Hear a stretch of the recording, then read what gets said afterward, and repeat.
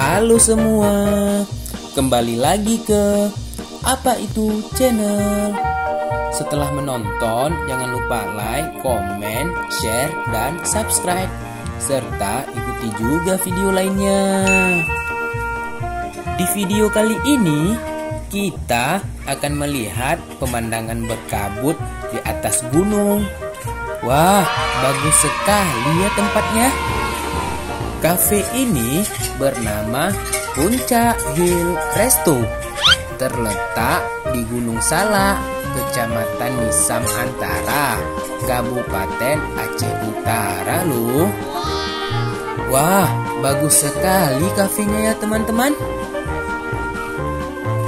View pemandangannya juga bagus ya.